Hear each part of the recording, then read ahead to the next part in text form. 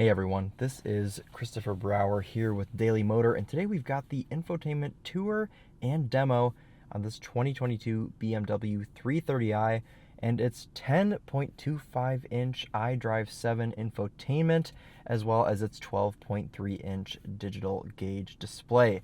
I know this is an outgoing version of BMW's iDrive. Of course, now in the 2023 model year, we have moved on to iDrive 8.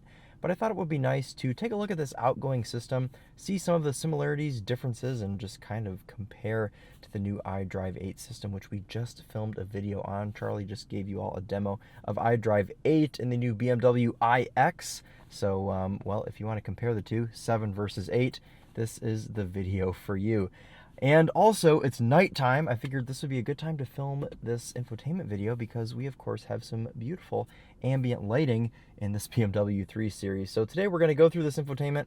I'll give you a tour, and then at the end I'll give you my thoughts. But we'll have some good vibes tonight with some lilac ambient lighting. And, of course, we'll go through all the colors and show you those as well. But before we dive into the infotainment, let's hop out, take a look at the outside of this car at night, and see what it looks like. See this little bit of ambient lighting here turns red when you open the door to let you know that it is ajar.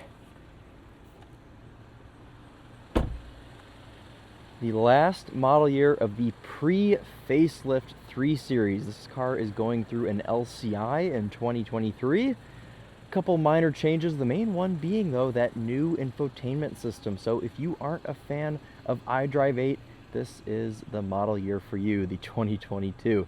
If you want to see more on this BMW 330i, we'll have links down below to some more in-depth videos about the car itself, as opposed to just videos about some of the technology inside. So without further ado, let's hop in this thing and get started. So I'm actually going to start with this 12.3-inch digital gauge display because I want to show you some of the different looks that this has when you go through your drive modes. So we'll start with that. You can see when you go into sport mode, it switches vibes. It turns red to become more sporty. Comfort is what you were just looking at. It is the relaxed orange color. Eco Pro is my favorite because, as you can see, we've been averaging 40 mpg in this BMW 330i. It turns your cluster blue. And then adaptive just gives you the same view as comfort. And you can see we have our GPS display there in the middle.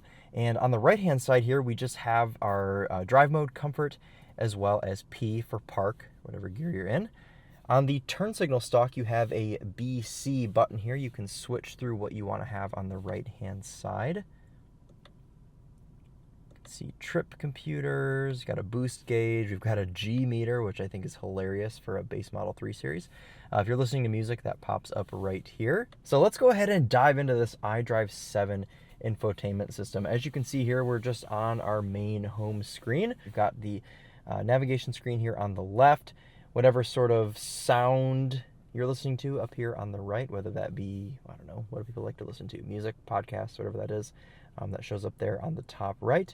And then you also have whatever phone you have paired down here on the bottom. You can switch between home screens here. You can see we've got a little bit of a different setup here and here as well. So whatever you want to have on your home screen, you can have. I prefer this screen just because it's the most traditional, and I like my infotainment as traditional as possible. We're also going to go over Apple Carplay and Android Auto in this video, so we'll have chapters in here if you'd like to skip straight to that. But for right now, let's go through just the iDrive system and kind of just show off why this system is really great. I always say that this iDrive 7 system is my favorite infotainment from BMW, and one of the best parts about this is that it's a touchscreen, but also we have a dial down here by the shifter that controls this infotainment screen as well. I'm a big fan of when you have multiple options on how to control your infotainment. It just makes it nice for if you're stationary, if you're parked, you can lean forward, you can touch the screen, but if you're driving and you're sitting back, you can just rest your arm right on the armrest, and you can use your infotainment dial to do what you got to do. So we'll go up here to media. I have Apple CarPlay on right now, but it gives you a number of options on what you want to do with your media. Of course, Sirius XM, FM and AM radio, Bluetooth audio if you don't want to go the full way of Apple CarPlay, but you have all those options there. Communications tab, pretty much the same thing. These infotainment systems are so wrapped around CarPlay and Android Auto now that pretty much every tab gives you the option to just jump right into Apple CarPlay, and you can see that in the Communications tab here on iDrive 7. Navigation, of course, takes you to your map, but again, as I said, you can click Maps in CarPlay and it'll take you to your Apple Maps, Google Maps, whatever that may be. You can see you've got different settings over here for your navigation. And guys, I've got to say, have you noticed how fast this system is reacting? It's one of the fastest systems. And of course, we do have gesture control, and we'll get into that a little bit later. It's hard to make gestures over here at this infotainment and not trigger the silly gesture control. So this is our vehicle menu. We can see our vehicle status up here. Check control. Here we can go into our settings and take a look at all of the different options we can change on the car. Exterior lighting settings. This is important for BMWs, obviously, because when you do your one-touch turn signal, you can make it only blink once instead of 3 times. Because why would you want to give people 3 warnings? You can see pathway lighting, all that stuff. Driver assistance settings. You can mess with all those in there. Different settings for our cluster and heads-up display. Okay, I've been trying to rush to this because ambient lighting is like my favorite thing. I love experiencing different ambient lightings in different cars. Now, BMW is not the most impressive when it comes to ambient lighting. I'm sorry, BMW, but Mercedes has you beat in pretty much every single one of their models. But they do still make an effort. You can see we have ambient lighting in a pretty good amount of places here. We've got it on the door panel, we've got it in the footwells, and we also have it on the dashboard. So let's go through some of these colors. I've got brightness turned all the way up, and they give you a decent amount of colors. Unfortunately, there's no option to do a custom color. I would like to see maybe some more options in the future with new BMWs, but for now, this is what we've got. We got bronze, and every color also has an option to split it with white. So when you go bronze and white, you get white on the dash and the door panels, and in the footwells and mat pockets here, you get the bronze. Now this orange color may actually be my favorite. I'm usually not the biggest fan of orange, but this is such a deep and rich orange in this car that it really brings the whole interior to life. And I think why it does this is because all of our physical buttons here are cluster, everything is orange, and having this really bright, vivid orange ambient lighting brings everything together very nicely, and I think they did a really good job with that. You can see orange and white here. Here's our solid white. Here's blue, also a very vivid color. Blue and white. We were testing an Audi a couple weeks ago, and while the Audi did have more color choices, the colors just weren't as vivid and as bright and deep as they are in this BMW. Here's green. Not the deepest shade of green, just as I get done saying how deep the colors are. The green is certainly not my favorite. And of course, lilac. This is what I've been rolling around with all week. There's something about purple inside of cars as ambient lighting that I just really like. But now, after experiencing the orange, I think we're going to rock with the orange for the rest of the video. But there's all the ambient lighting that you have. You can also dim the ambient lighting for night driving. This is just an automatic setting. But why would you want to do that? I want maximum ambient lighting for night driving. Climate control settings in here for climate control rules and whatnot. I think it's funny when companies name things like this, like climate control rules. Yeah, what rules do we have for our climate control? Well, you can set your rules in there, and then we've got key button settings here all the way to the right. Let's go through this this tab called Caring Car. This is one of the strangest things on BMWs, and in order to do it, you have to click automatic on climate control, And then you have two options, vitalize and relax. And these are supposed to get you in the mood to do certain sorts of driving. So we'll read the description of this one. The 3-minute Vitalize program invigorates the driver with the climate control, light, and music. So we'll go ahead and click this. As you can see, it's opening the sunroof shade. It turned our ambient lighting green, and it's like fluctuating the air. I don't know how well you can hear that on camera. Watch this.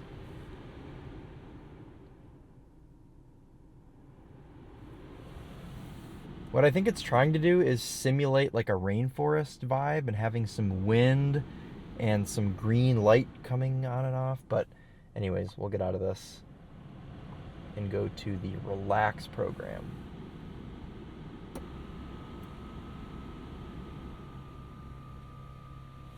So relax is shutting the sunroof shade. It's made the ambient lighting orange, and it has turned the climate control up to 74 degrees on my side. Oh, such a strange gimmick here. But when you get out of it, it puts you back to all of your default settings that you were at before. Let's go ahead and take a look at Apple CarPlay. Now, this is important because a lot of people just go ahead and project their phones onto their infotainment systems, and it's important to have your Apple CarPlay projection and Android Auto projection fill the entire screen and also still works smoothly while looking pretty. And I'm happy to report that on iDrive 7, Apple CarPlay is great. I mean, it works, it reacts just as fast as you would need it to, and everything's very attractive on here. Let's take a look at Waze. Very nice. Let's take a look at Spotify. Good stuff. And all of the apps. It's a nice size. The actual screen itself, this 10.25-inch display, it does a good job of not being overwhelmingly large and honestly really just the perfect size. And if you want to get back to just normal BMW, you can click home down here by your iDrive selector, or you can click the BMW badge there on the screen and it takes you back to the home screen. Okay. I'm going to dip out for just a second and connect this Android phone. If you're unfamiliar with me, I'm not the biggest Android person, so it always is a struggle for me to try and connect Android phones to these cars, but we're going to go ahead and do that for you guys, just so you can get a nice visual representation of Android Auto here on iDrive 7. Okay, we have got Charlie's obscure Android phone connected to the iDrive 7, so let's go ahead and set up Android Auto and see what it looks like here on this infotainment screen. All right, so this is a phone that isn't active, so we'll just go ahead and go back to the home screen here. Cool, so on the right-hand side, you can see whatever song Charlie was listening to last, I suppose, on this phone. Otherwise, though, pretty standard-looking Android Auto. What I find funny is if you notice on Apple CarPlay, we had the little app icon with just a gray BMW badge. And on Android Auto, we have the very modern BMW roundel here. This is the newest version of their logo. And obviously, if you click that, it takes you back to just the regular BMW display.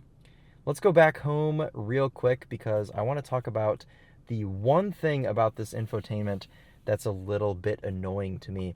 And I've got to go in here and find it. So if we go into the general settings menu here, as you can see, we have something called gesture control. Now this is basically BMW's way of controlling your infotainment system hands-free. And it works mainly for if you're listening to music. You can pause, play, skip songs, turn the volume up, and whatever else. So the only irritating thing about this is if you have a passenger in the car and you're gesturing as one does, talking with your hands, sometimes it can confuse the car and make it think that you're asking it to do something. The good thing about this is, though, you can just go in here, gesture control, and turn it off. So I don't really find it to be something that is permanently annoying. It's only annoying when it's on. But other than that, it's a pretty good infotainment system. I mean, I really don't have any complaints about this. I have driven newer BMWs and I have played with iDrive 8, and I'm not I'm not totally sold on it yet. I was such a big fan of iDrive 7 and now seeing iDrive 8. It just seems a little bit overcomplicated, and this was the perfect level of complication. I think that this infotainment is as good as it gets as far as usability. I think it looks really nice, and overall, a pretty good infotainment display. I'd give it a 9 out of 10, and only because of gesture control. If you turn gesture control off, it honestly might be a solid 10. Everything it works so smoothly. It's really high resolution. And overall, just really enjoy this infotainment system here from BMW. So thank you all so much for watching. It was a little bit of a different vibe and video today since we recorded this one at night. But comment down below what you think. If we have cars with ambient lighting, would you like to see these videos recorded at night? Or would you like to see a separate section added in for ambient lighting like we did for the Audi video? But that's going to wrap it up for us today. Thank you all so much for watching. More infotainment videos to come, and whatever sort of other things Charlie finds fit for this DM Sound channel. So that'll wrap it up for us today. This has been Christopher Brower here with Daily Motor, and as always, drive on.